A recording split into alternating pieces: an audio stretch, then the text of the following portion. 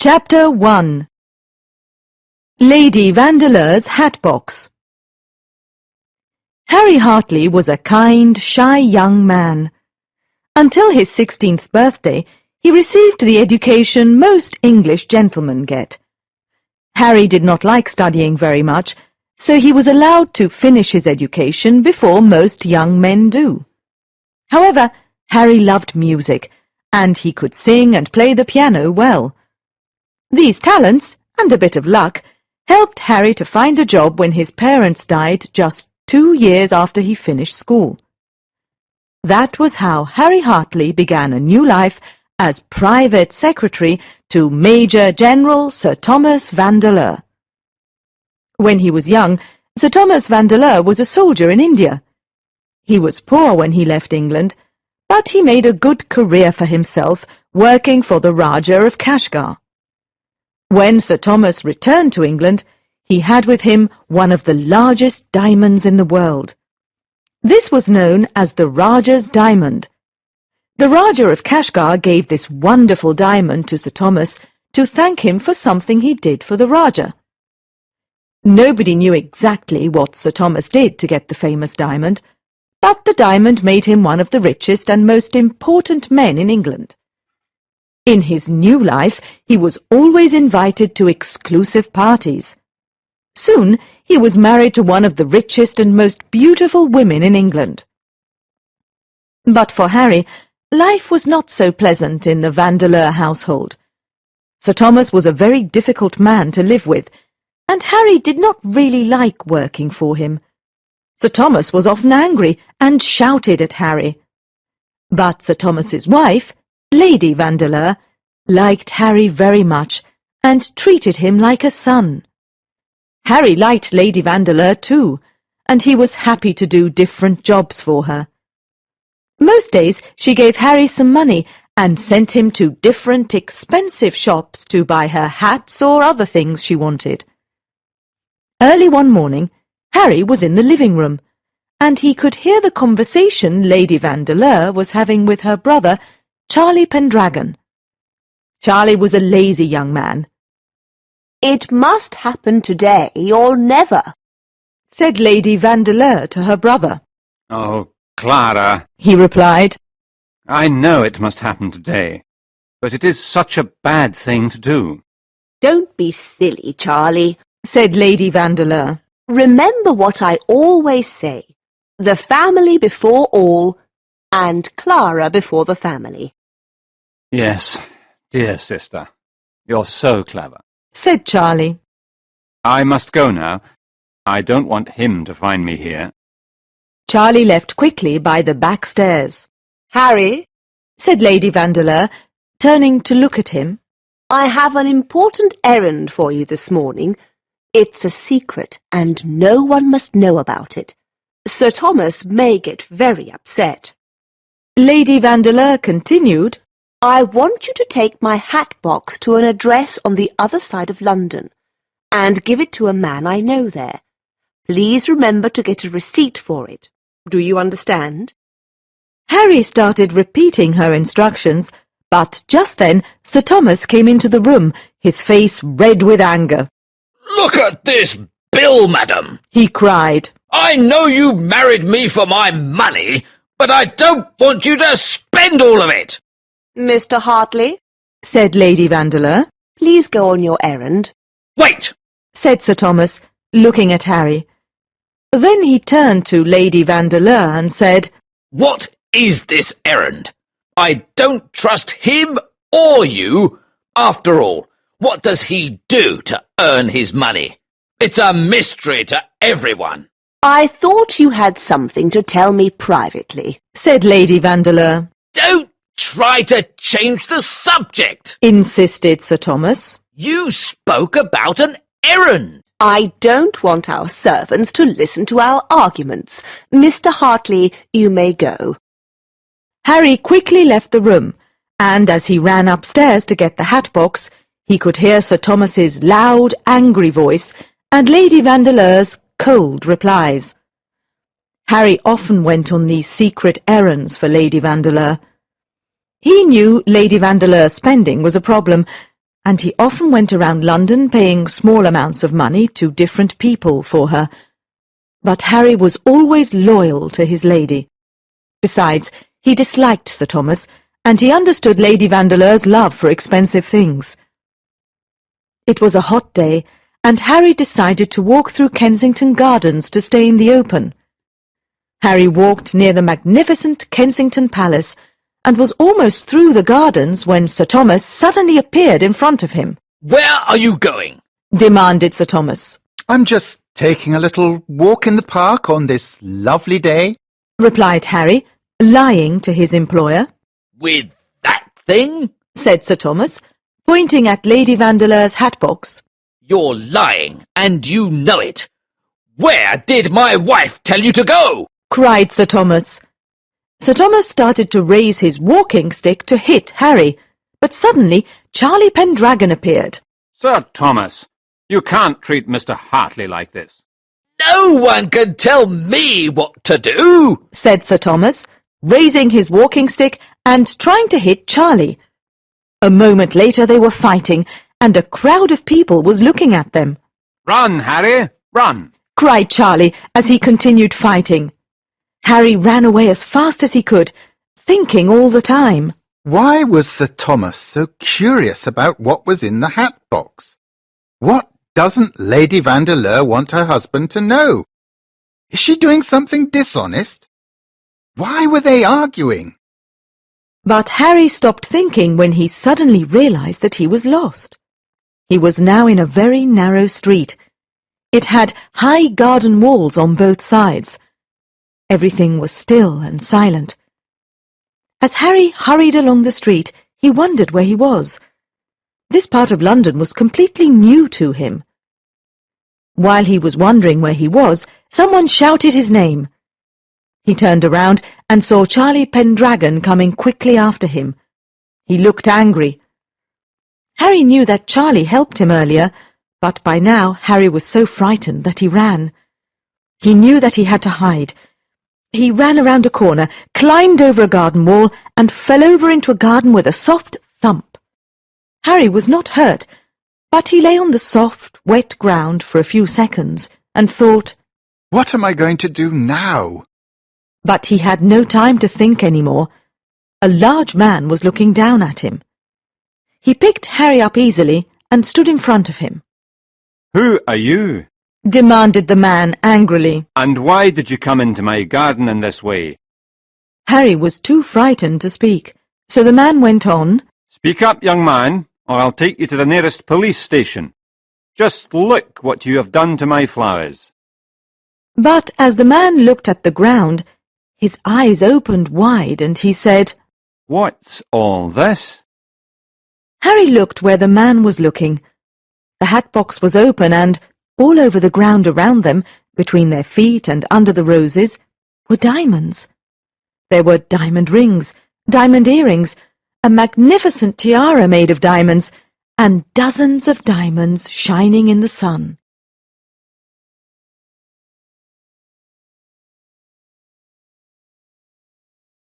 Chapter 2.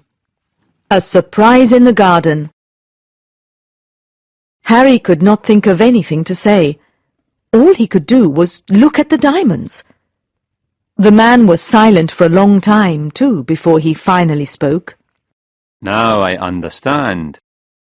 You stole these and ran away. But don't worry. I see there are enough for two here. He went down on his knees and started to quickly pick up the diamonds and put them back in the hat box. Let's go inside, where no one can see us, said the man, getting up. The two men walked across the garden.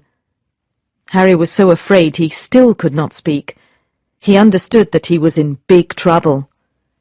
The idea that Lady Vandeleur was doing something dishonest made Harry sad. He thought, Now I understand why Sir Thomas shouted at his wife before I left the house. She's spending too much money. She probably wanted to sell her diamonds to pay her bills. Just as Harry and the man were about to go into the man's house, a young man came into the garden. By the way he was dressed, Harry could see he was either a priest or studying to become a priest. The older man touched Harry's arm and whispered. Don't say a word. Then he said, Hello, Mr. Rollis. This is a young friend of mine who came to see my beautiful roses. How do you do? Oh, but haven't we met before? asked Mr. Rollis. Aren't you Mr. Hartley? The man did not give Harry time to answer. He quickly pushed Harry inside the house and said, I'm sorry, Mr. Rollis, but my friend can't stay long. We really must go now. So Harry and the man went inside and left Mr. Rollis outside in the garden. The man immediately closed the curtains, and then he sat down at the table. He divided Lady Vandeleur's diamonds into 2 unequal piles. He gave the smaller one to Harry. Now leave, and don't ever come here again, he said angrily. Harry did not know what to do, but he knew he could not fight this man. The man then pushed him into the street, and he fell to the ground. The diamonds in his pocket were now all over the road. As he lay there, a man in dark clothes appeared and quickly picked up most of the diamonds and ran off. Now what could he say to Lady Vandeleur? When Harry got back to the Vandeleur house, he found Sir Thomas, Lady Vandeleur, and Charlie Pendragon waiting for him. Obviously, Sir Thomas now knew everything about his wife's plans to sell the diamonds. Harry gave Sir Thomas the few diamonds he still had, but Sir Thomas was so angry, both with his wife and Harry, that he didn't believe the story of the man in the garden. Finally, when he was a bit calmer, he said, And now, Mr. Hartley, I'm going to take you straight to the police station. You can tell them everything. Harry knew he had no choice but to go with Sir Thomas. When they got there, Harry told his story to an inspector. The inspector listened carefully, and after Harry stopped talking, said, I'll take you back to that man's house again. If what you say is true, we must find this man and get the diamonds back immediately. But while Harry and the inspector were walking back to the man's house, Mr. Rollis was still in the garden, thinking. After meeting his landlord's friend, Mr. Rollis was certain that it was Sir Thomas Vandeleur's private secretary, Harry Hartley. This made him curious about why Harry was there. He could not believe that Harry really was a friend of his dishonest landlord, Mr. Raeburn. So Mr. Rollis decided to look around the garden. He noticed some damaged roses near the garden wall, and was curious to find out why. This was very strange, because Mr. Raeburn loved his roses. Near them, he saw a piece of material, and recognized it as the same material as that of Harry's trousers. Now he knew how Harry got into the garden, and how the roses were damaged. Well, well, this is becoming quite interesting, thought Mr. Rollis. Just then, he noticed something buried under the roses. He quickly dug it out with his foot. It was a leather jewellery box. Clearly, his landlord and Harry did not know about it. Mr. Rollis turned the box in his hands. He then opened it, and was amazed to see what was inside. On a piece of soft green velvet was the largest diamond Mr. Rollis ever saw. He knew very little about diamonds, but he knew at once that this was very probably the most precious diamond in the world.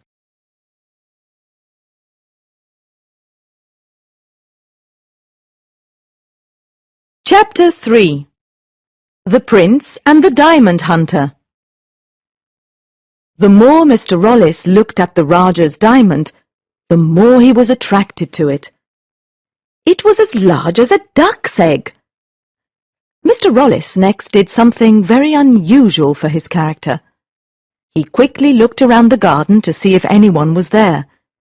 When he saw that no one was there, he quickly put the box with the diamond inside his pocket.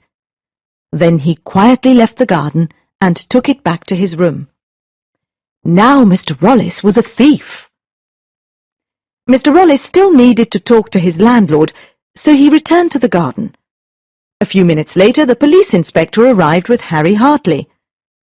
Terrified, Mr. Rayburn immediately gave back all the diamonds he had. As for Mr. Rollis, he told the police what he knew and added, I suppose your investigation is finished now. Oh, no, we're still missing some other jewels. There's a magnificent tiara, and also the most valuable piece, the Rajah's diamond, answered the inspector.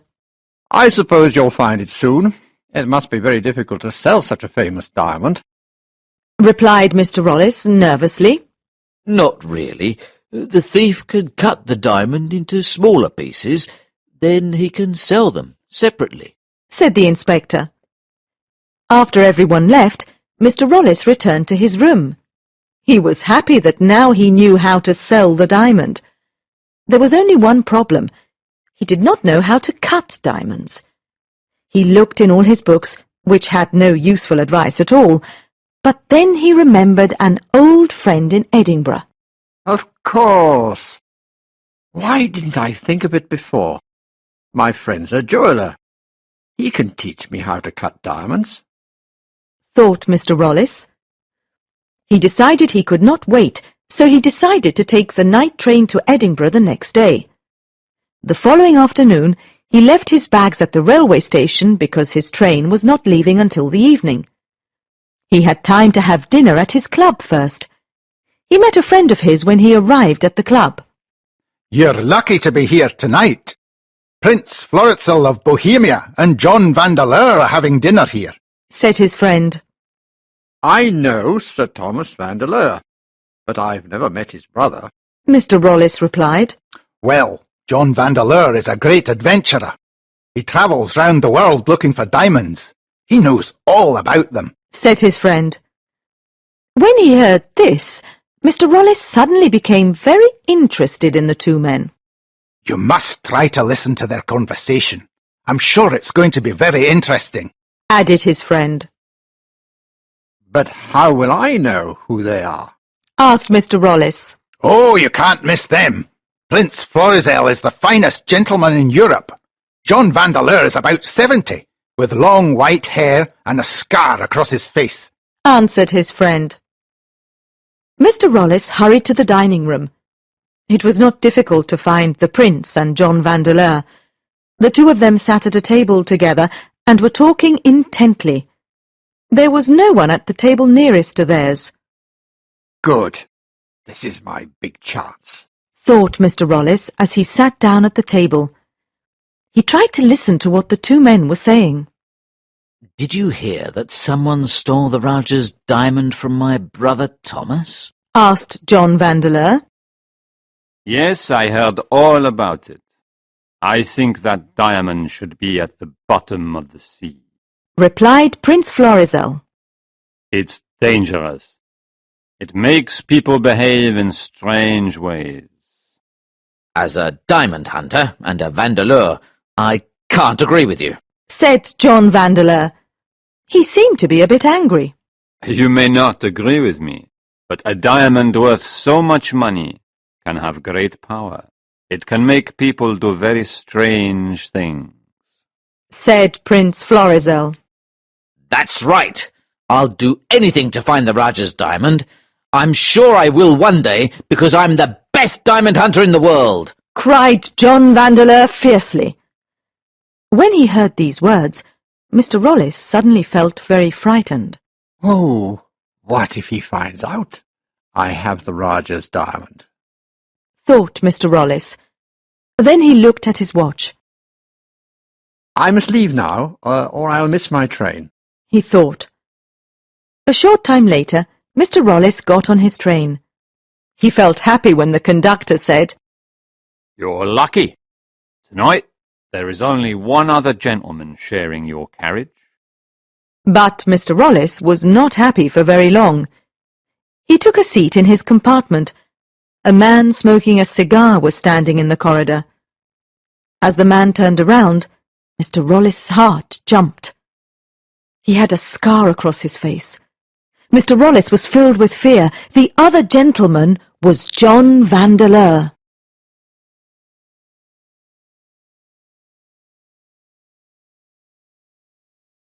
Chapter 4.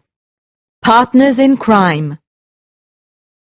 Mr. Rollis was terrified because John Vandeleur was in the same carriage.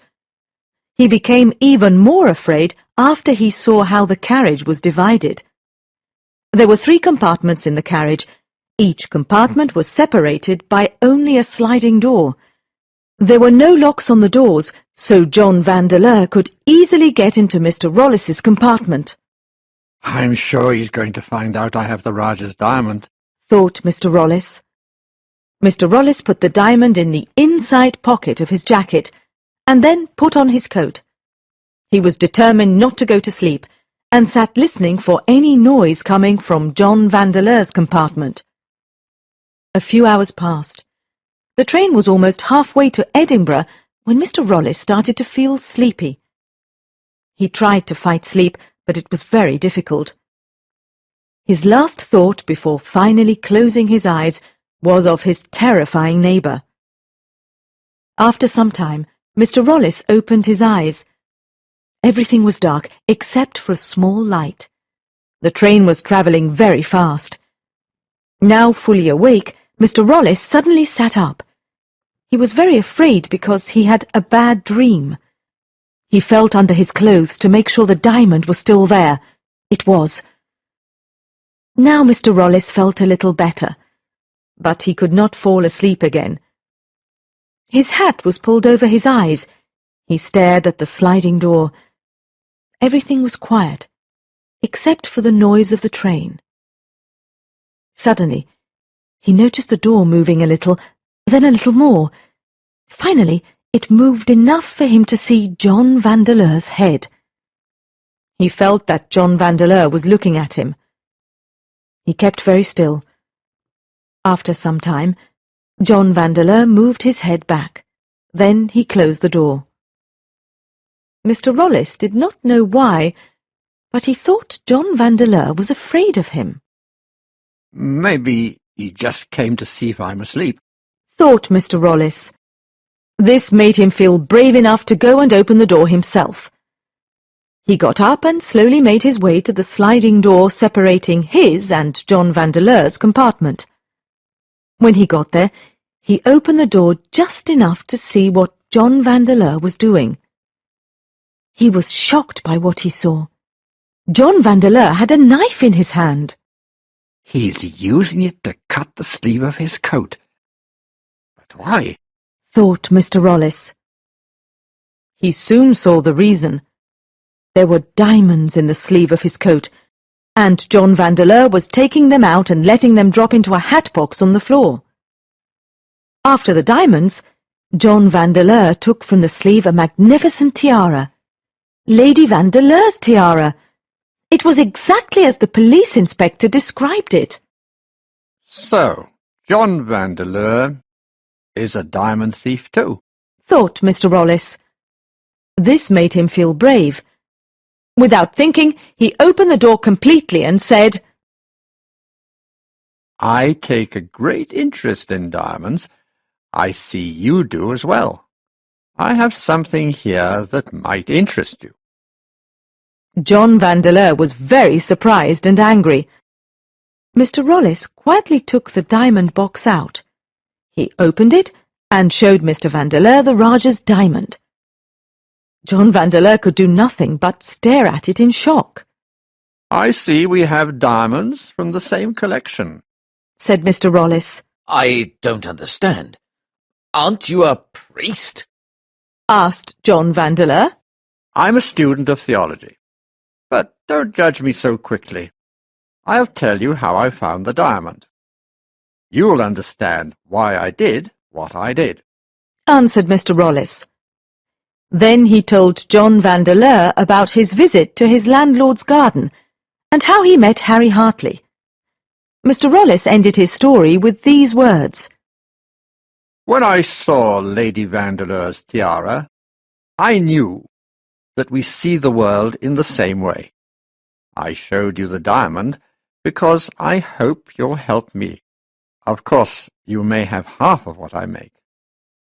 John Vandeleur didn't think twice about his answer. He said, You're certainly a very brave man, Mr. Rollis. You're also better at crime than you think. I can see this is the right job for you. Of course, I'll help you sell the Rajah's diamond. We must go to Paris together. But first, I just have to do something in Edinburgh for my brother. Then we can go to Paris. Before the end of the month, we'll be rich, Mr. Rollis. That was how the two men agreed to work together to sell the diamond. But to find out what happened to the Rajah's diamond, you must first read the story of a young man named Francis Scrimger.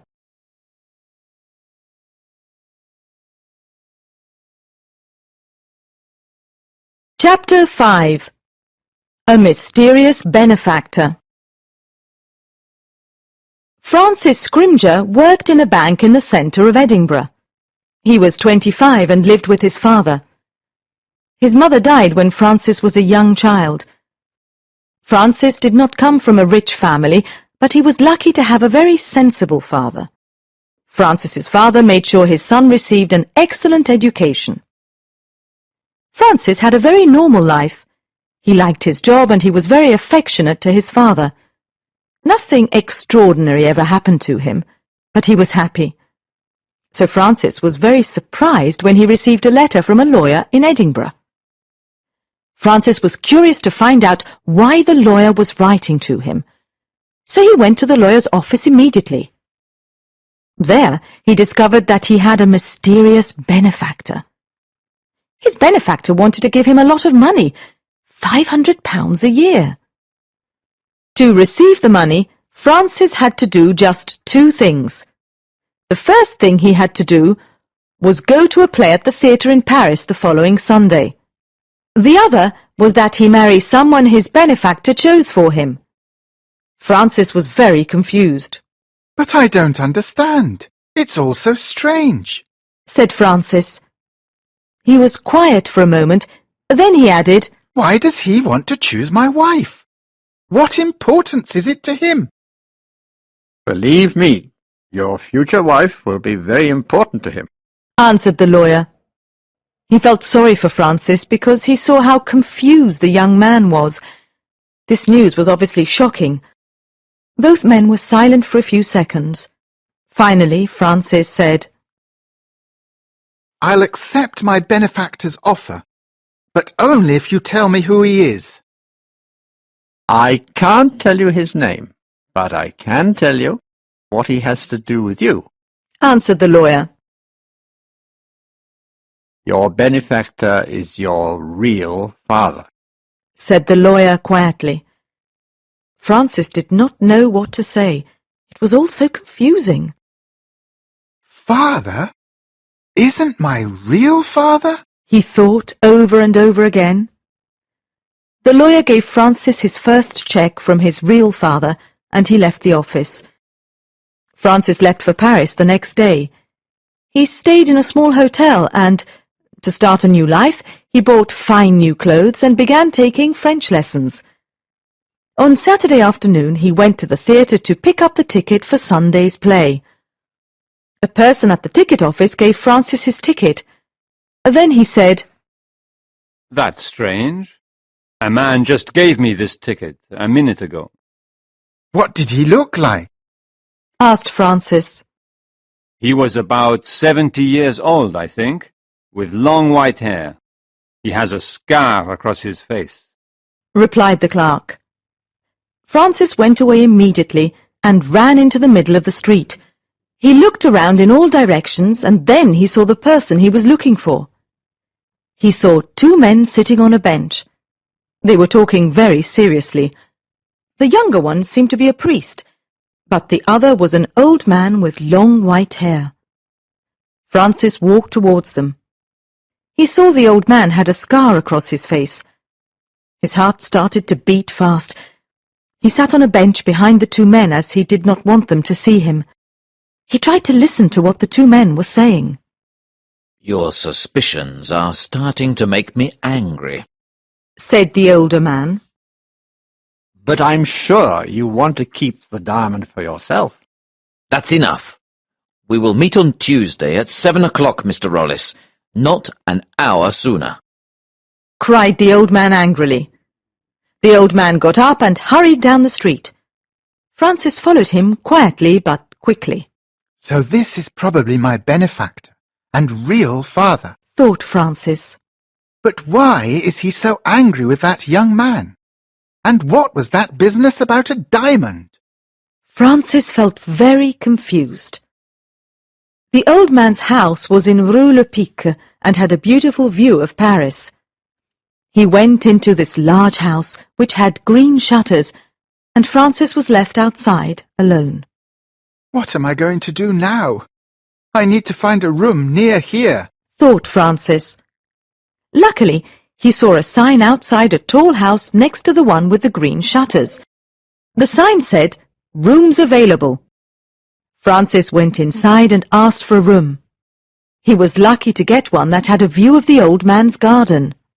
That man may be my real father, but I'm going to find out what he and that young theology student are doing. I think there's something dishonest going on with that diamond. Thought Francis. He got up and looked out of the window into the old man's garden, which had a tall chestnut tree. It was evening now, and the sky was getting dark. Nothing moved. Francis looked through the leaves of the chestnut tree and saw that the old man was sitting in the garden. A young woman's voice broke the silence. It came from inside the house. In a moment. The old man answered. A few minutes later, he disappeared into the house for the night.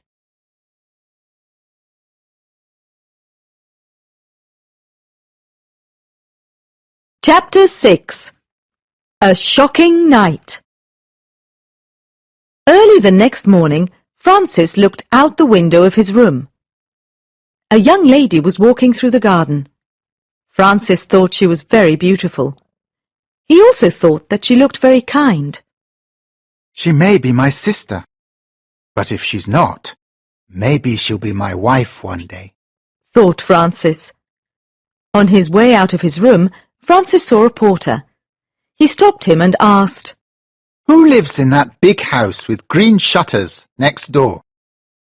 A rich English gentleman called John Vandeleur. replied the porter. Is the lovely young lady his daughter? Asked Francis. Yes, that's Miss Vandeleur. Her father's very rich, but she does all the work because there are no servants.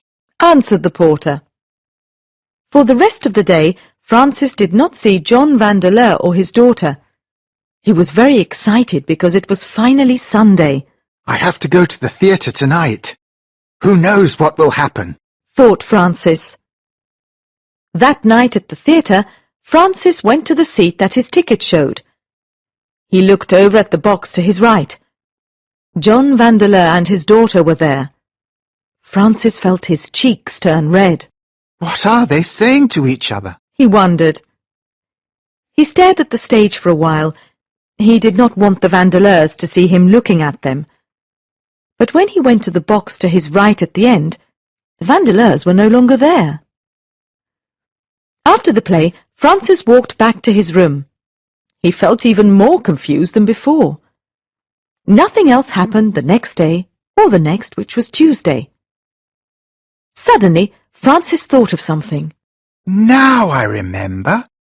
The young man that Vandeleur was talking to is coming to his house at 7 o'clock. Thought Francis. A few minutes before 7, Francis looked out of his window. A table was set for dinner in the garden.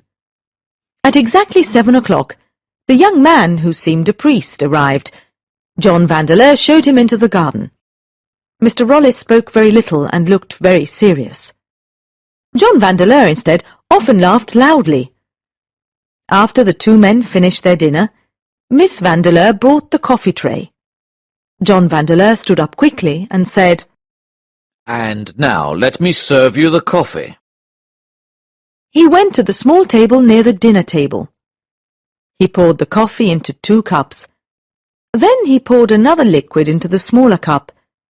He did this so quickly that Francis was not sure he really saw him do it. But then Francis saw John Vandeleur give Mr. Rollis the smaller cup. Maybe that didn't happen, and I really didn't see what I think I saw, thought Francis. Suddenly, Francis heard a loud thump. Mr. Rollis was lying on the grass. "Oh, father, what did you do? Is he dead?" cried Miss Vandeleur. Silence! Mr. Rollis is not dead. He only fainted. Help me take him inside, said John Vandeleur. The two took Mr. Rollis by the arms and legs and went into the house. I think they're in trouble. I must do something quickly, thought Francis. Without thinking, he climbed out of his window and down the big tree into John Vandeleur's garden. He did not knock on the door, but ran straight into the house. He saw Mr. Vandeleur standing over Mr. Rollis's body. Mr. Vandeleur then took something out of Mr. Rollis's pocket. He quickly gave it to his daughter. Suddenly Francis cried, "Father, let me help you. I won't ask any questions." Father? What is this? Who are you? cried John Vandeleur, surprised by Francis's appearance. Then Mr. Vandeleur realized who he was and laughed. Oh, I see you're Scrimger. I'm not your father. You're my brother's illegitimate son. You've entered my private residence by force. And what's more, this is a bad moment, because my guest has fainted. John Vandeleur was angry with Francis. My brother wanted you to marry my daughter. He made you come here to Paris and go to the theatre on Sunday night. This was so my daughter could see you for the first time. Well, she saw you, and she didn't like what she saw. Now, go, and don't ever come back here again, he ordered. Francis quietly followed Miss Vandeleur to the door. He felt sad. Miss Vandeleur opened the door and said, "What my father said to you isn't true. I told him I wanted to meet you again before deciding. I'm very sorry he was so horrible to you." "I'd like to see you again," said Francis. "Please give me something so that I can remember you." She smiled and took something from her pocket. Then she whispered, "Please take this keepsake. Promise not to look at it until you're safe. Now, go quickly." Francis started running down the road when he heard a terrible cry from the Vandeleur house. It was Mr. Rollis. Francis ran for his life and finally sat down at the Café Américain. Then he remembered what was in his pocket and took it out. It was a leather jewellery box. "I saw this before at the house. It's what Mr. Vandeleur took out of Mr. Rollis's pocket." Francis thought suddenly. He opened the box and got the shock of his life. In the box, on the green velvet, there was the largest and most beautiful diamond Francis ever saw.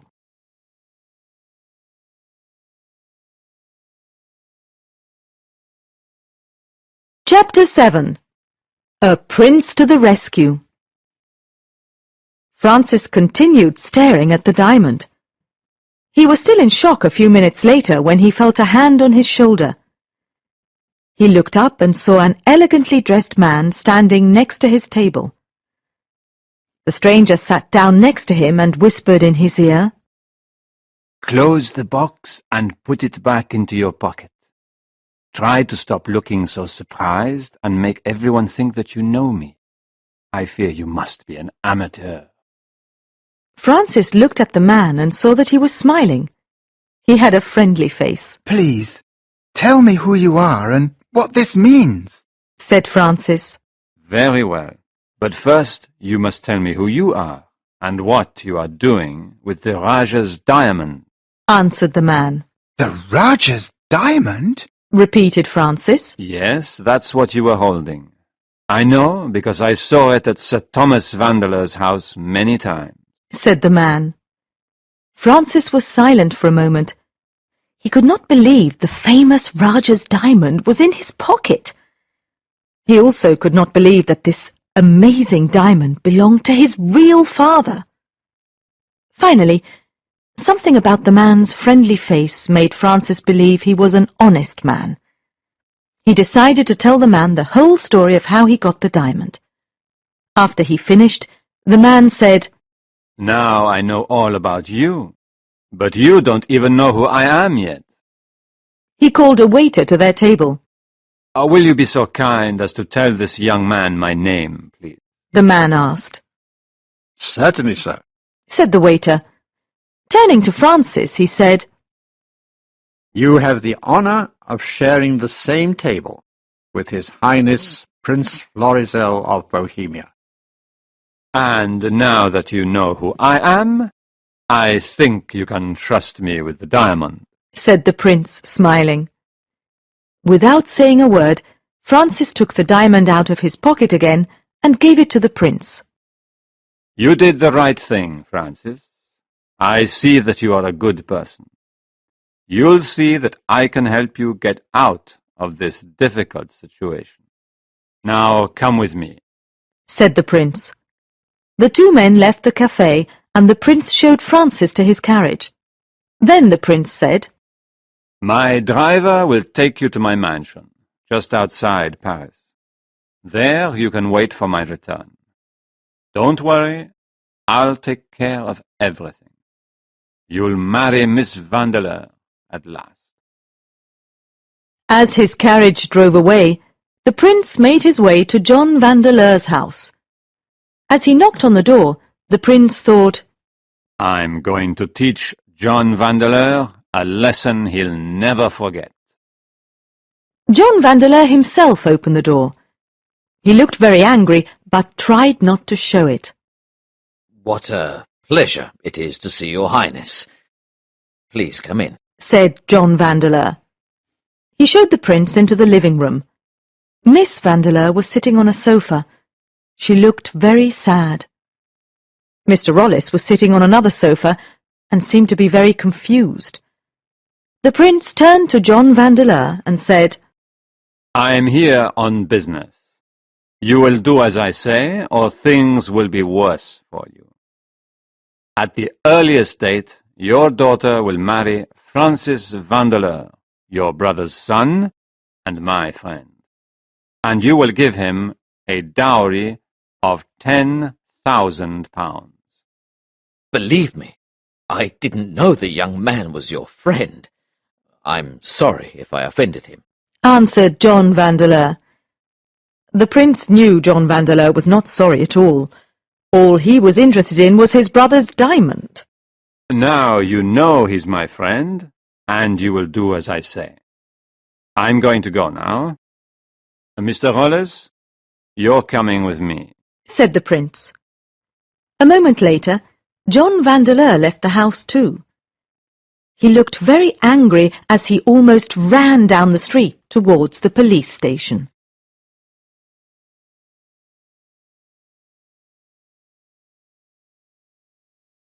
Chapter 8. A River Saves the Day. Prince Florizel and Mr. Rollis were almost at Mr. Rollis's hotel. I'm ruined. Cried Mr. Rollis. Please help me. I'm no good as a priest, and even worse as a thief. Try to forget what happened. Go to Australia and buy a farm, said the prince. Oh, but how do I know that diamond isn't ruining someone else? Cried Mr. Rollis. To show you that I believe you really are sorry, I'm going to tell you a secret. I have the Raja's diamond. I'm going to make sure it doesn't get anyone into trouble ever again, said Prince Florizel. Oh, thank you for believing me, said Mr. Rollis. Well, here we are at your hotel. Go inside and forget all your troubles. Goodbye, and good luck in Australia. said the prince. Prince Florizel turned around and started walking home. He was not sure about what he wanted to do with the diamond. Give it back to its owner, Sir Thomas Vandeleur? But Sir Thomas did not deserve it. Perhaps the only way was to get rid of the Rajah's diamond forever. That diamond will always get its owner into trouble, thought the prince. He took the case out of his pocket and opened it. There was the brilliant, perfect diamond. If I look at it any longer, I'll want to keep it, thought the prince. But he still was not sure about what to do. He approached his home. He always felt happier when he got nearer. He lived in an elegant mansion along the River Seine, with tall chimneys and a beautiful garden. His was the only home in Paris that had a stork on its roof, and this attracted many people. Suddenly, as he was entering his home, a man came up to him. Do I have the honour of speaking to Prince Florizel of Bohemia? Asked the man. Yes, but what do you want at this late hour? Asked the prince. I'm a detective, Your Highness. I'm here to ask you to come with me to the police station. But what for? Asked the prince, surprised. I haven't done anything wrong. John Vandeleur has accused you of stealing the Rajah's diamond, Your Highness. Answered the detective. I see. I can tell you that I haven't stolen the diamond. Let me explain. Let's walk to the police station together, said the prince. I'm going to tell you the story of how Sir Thomas Vandeleur came to own the famous Rajah's diamond. I'm very curious to hear it. Answered the detective. Many years ago, began Prince Florizel. Sir Thomas Vandeleur was a soldier in India. He was not a very good soldier, and he wasn't very popular. But Sir Thomas was very lucky. One day, he met the Rajah of Kashgar, who invited him to his palace. At the palace, Sir Thomas saw the largest, most beautiful diamond he ever saw. He decided that he must have it. So he decided to stay in India and serve the Rajah, who was not an honest man. For 3 years, Sir Thomas did many bad things for the Rajah. He even betrayed his own soldiers in danger. Because of him, thousands of men were killed. In the end, Sir Thomas made the Rajah a very large fortune.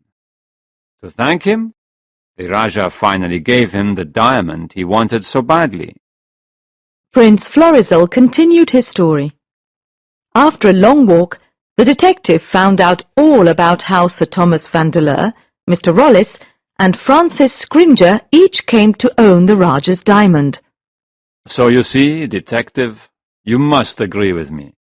The Rajah's diamond has got everyone who has touched it into great trouble.